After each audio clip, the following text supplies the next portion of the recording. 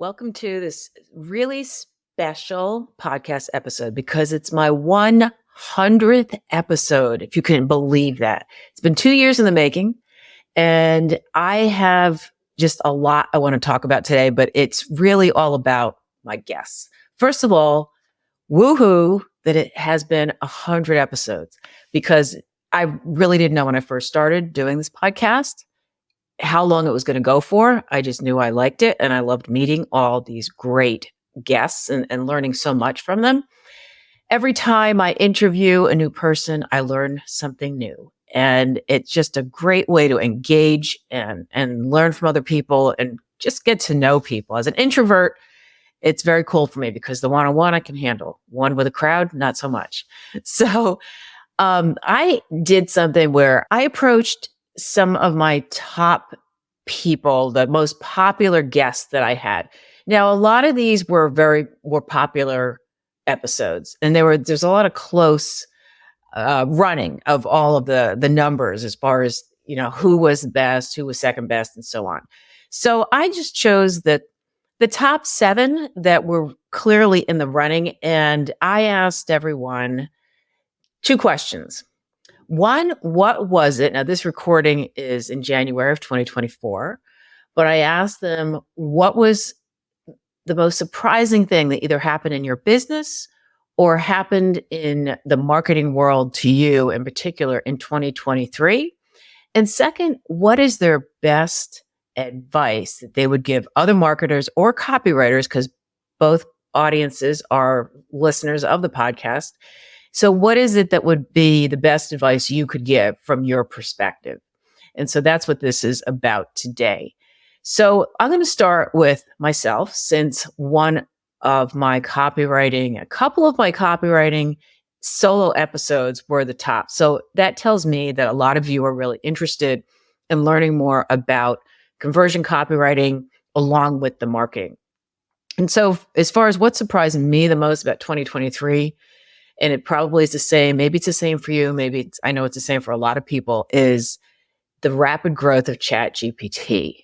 I mean, it's crazy. Last year at this time, I think I just started using chat. It was sort of out there on LinkedIn. People were talking about it, but I had no idea how fast it was going to take off and how all-encompassing it was. And even now, I mean, every day there's something new that's coming out that AI and chat are having an effect on.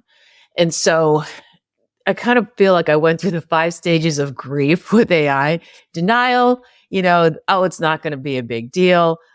Anger, it's like, how can they do this? Because people are saying they're losing their jobs, which is a whole other debate. Bargaining, like, okay, well, maybe if I just, figure this out, I can use it. And then I didn't really go into a depression, but I was sort of trying to figure out how I was going to work this into my business. And then acceptance, which at this point, if you're not using AI, you're really missing out. And you're also not seeing the benefits for what they are, because it does take a little bit of work to know how to weave it into your business, but it's a necessity. Everyone's using it. So use it as any other tool, whether you're a marketer or a copywriter, as I am, and to have it pick up the parts of your business that maybe you don't love doing. For me, it's brainstorming. I love brainstorming, but I don't always do it great by myself. And if I have someone or something to bounce it off of, I can get some great ideas. So in this episode, I'm going to provide links to 7 of the top episodes in the show notes. So let me get into the first one, which it's ironic in a way because this was, I think, my last interview of 2023.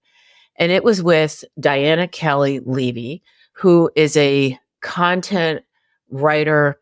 I worked with her when she was an editor at Prevention Magazine and Muscle and Fitness Hers. And I think there was another one because she was a big editor back, I don't know, maybe around 10 years ago.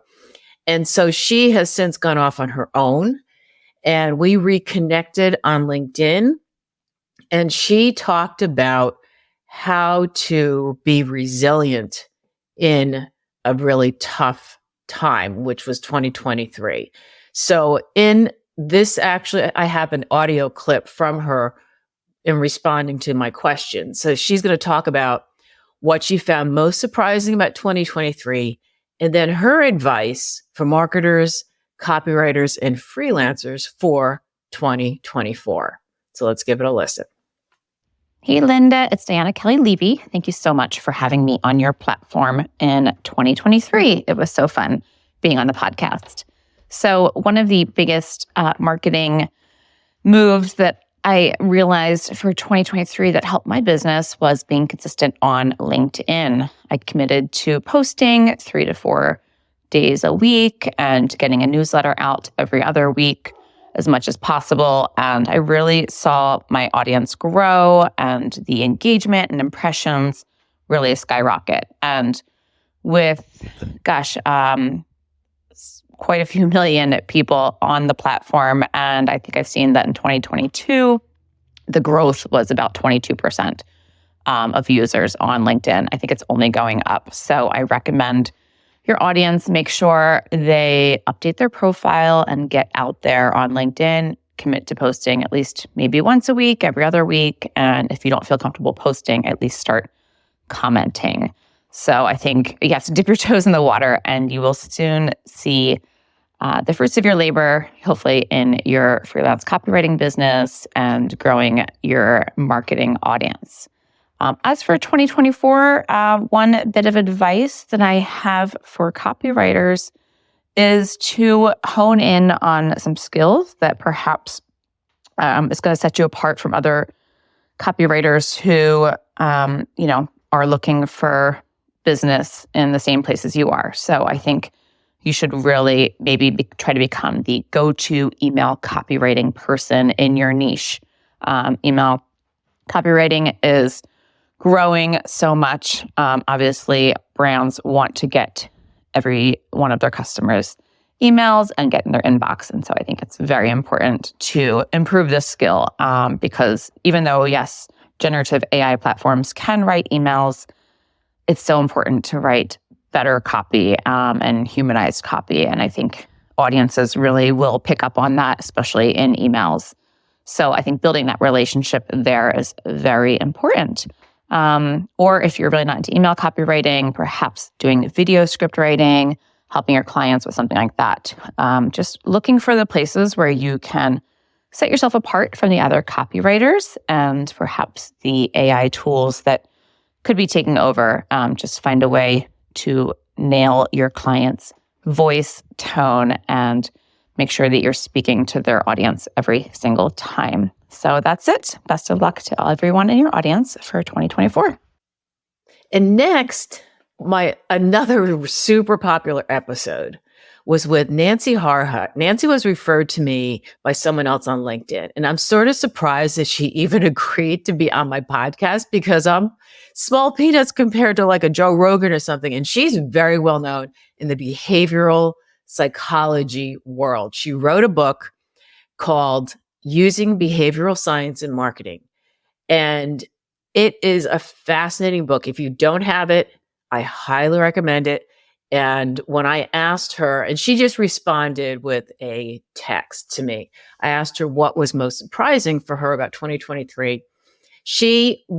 Her book won so many awards last year. And she said she's really still in shock over it. So it won the American Marketing Association, Leonard L. Berry Marketing Book Award, the National Indie Excellence Award, the Reader's Favorite Book Award, and New York City Big Book Award, and a lot of others. So she was shocked at the popularity, but if you read the book, you will understand why it is so popular. So she gets into all of the behavioral science behind marketing strategies that work. And in my interview with her, which again, I'll have the episode link below, she gets into why the word manipulation is used when it comes to behavioral science. And she immediately shut that down.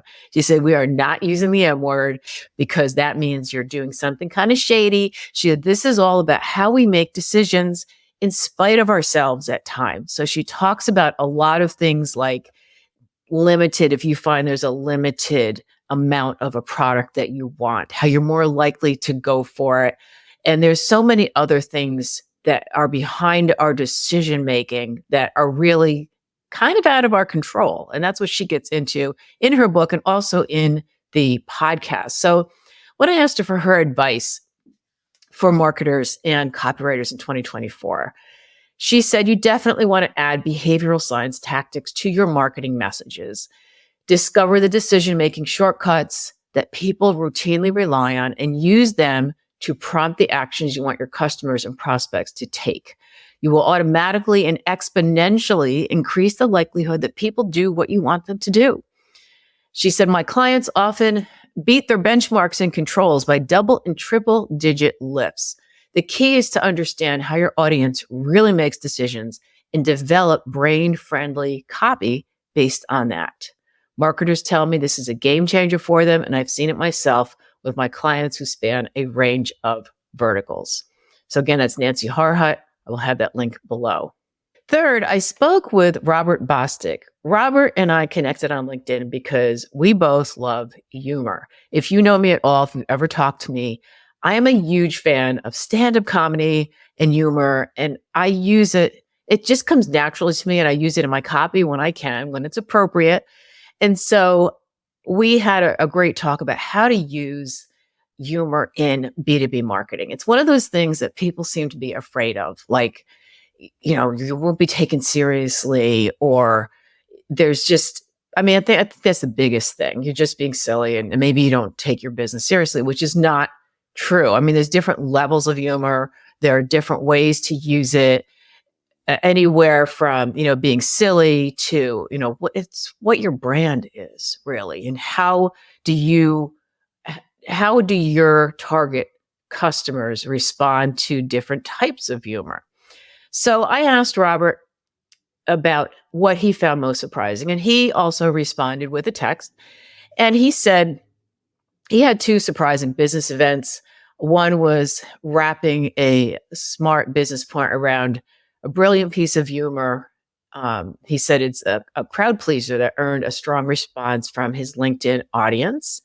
And he loves using cartoons, memes, GIFs, funny quotes, and short video clips from top-notch comedians at their best to deliver a shot of dopamine first thing to my daily visitors on LinkedIn. He posts Monday through Friday. I love Robert's cartoons because they are simple, and then they make you think, and they're funny. Some are hilarious. So it's great. I highly recommend following Robert to just get an idea of some of the humor that could really help you in your marketing and your copywriting too. So he says the key is to creatively make the humor that I'm sharing, this is a quote from him, and the business advice I'm offering to connect to each other. The humor gets my audience's attention and makes them feel good, and my ideas give them important business success guidance. So, and he says his second big surprise for the year was how long it took him to get his humor point, which is his business name, homepage, where he wanted it to be. And that's always something that happens when you're creating like a new web page or a website. He says it's taken me a year to finally build and release my new homepage and feel like it does what I want it to do for visitors. So it will be finished by the time of the release of this podcast. So when I asked him about advice, as you would think, for marketers or copywriters, he said, you need more humor in your talk, is what he had a quote from Eva Rose Daniel, who's someone who he quoted. And he says, I'm of the belief that every form of human communication can benefit from adding a bit more smart, relevant, enjoyable humor. If used well, there's no downside, only an upside. And so this is why he created the world's first humor tools. He has a site called humorpoint.com, and you can check out cartoons there and a lot of information on how to use humor. So that is Robert Bostic, and a link to his original podcast interview with me is also down below. Sam Dunning is another very popular podcast. In fact, Sam's been on my podcast twice. I have been on his podcast twice. And because he specializes in SEO, I know this had a hand in it. our podcasts always make it to the top, and he's really good at figuring out, keywords and making sure that anyone searching for him or for the topics, topic of SEO is up front and easy to find. He is on LinkedIn.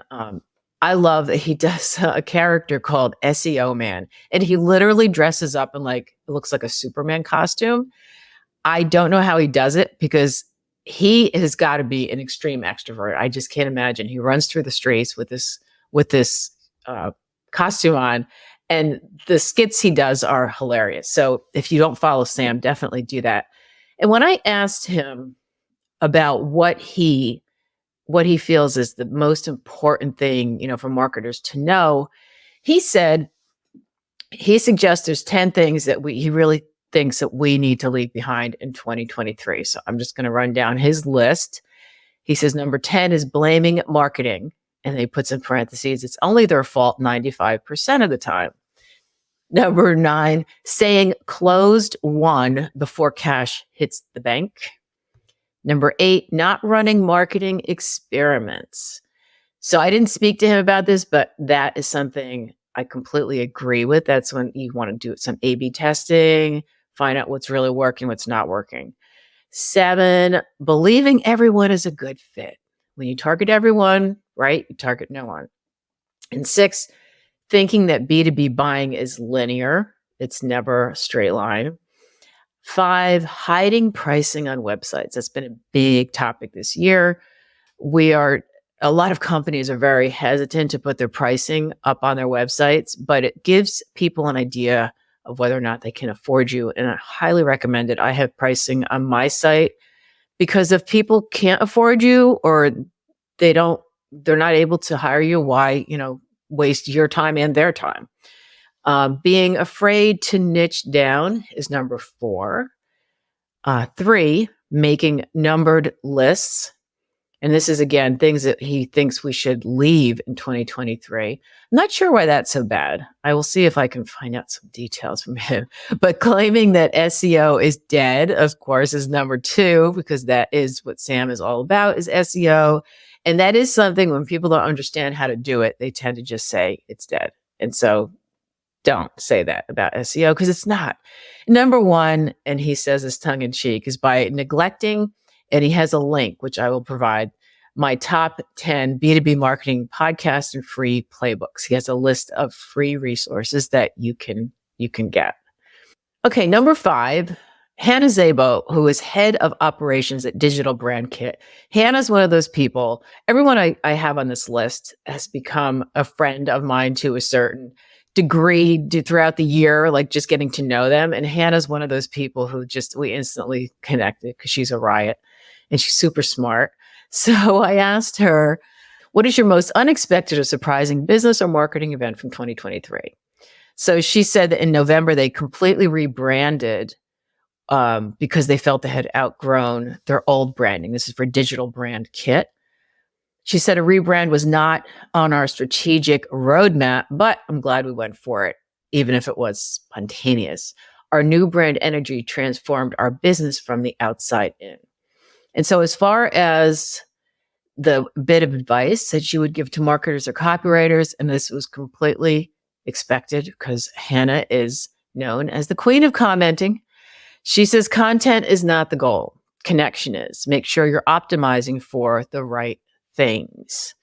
So connecting with other people, as I do with my podcast, and connecting with people who follow you and really getting to know them as people, not just that little thumbnail on these are my words, not hers, by the way.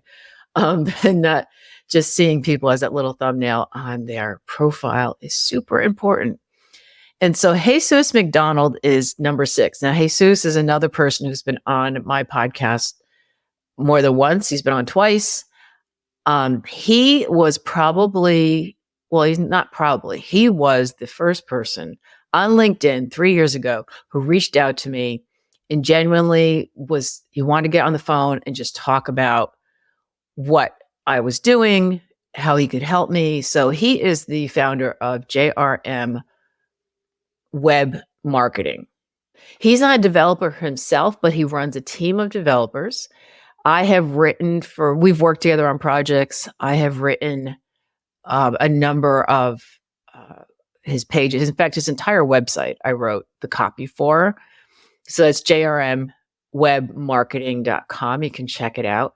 And here's what he had to say about the two questions that I gave him. Surprised me the most, and it always surprises me, is that top of mind, being top of mind strategy, having that top of mind strategy where you're still posting. Because there's times I just wanted to quit posting on LinkedIn, or I took like a week off, and I'm like, I'd rather take 2 weeks off. Like, this stuff isn't working or anything, but it's false. It actually is working. Mm-hmm. People resonate with the content, and even having to be patient and just wait for that storm to pass over. So as it starts becoming, the need is there, the market's looking a little bit better, people are feeling more confident about spending for a redesign. Mm-hmm. So I would say, even though I know it works, I still had doubts about it working, the LinkedIn stuff, because I stopped seeing it. It was like a dry well. But yeah, consistency is so important on a weekly basis, just to be top of mind. I would say know why you need a redesign. With Mm-hmm. the discovery calls that we're getting, they're like, we need a redesign. It's like, why? We just need something pretty. I'm like, you kind of need, I mean, if I'm in your shoes, I would probably want more concrete answer than that. Like, understand why you need a redesign, understand what issues you have. And the best advice I can give to B2B SaaS marketers is do a website audit. That way you understand what's really going on the back end, and get a list of recommendations. That way you know what you're paying for and why you're paying for that. Mm-hmm. So if a redesign is a recommendation, at least you have a list of issues on why to back it up. Now you have something to send to the executive team or the CEO if you report to the CEO. Like, you have a legit case and you have solutions. So that's what I would recommend, because a lot of times they'll say, I want to redesign, or we need a block of web development hours. But we inherit the website, but what ends up happening is there's a lot of issues that don't get addressed. Mm-hmm.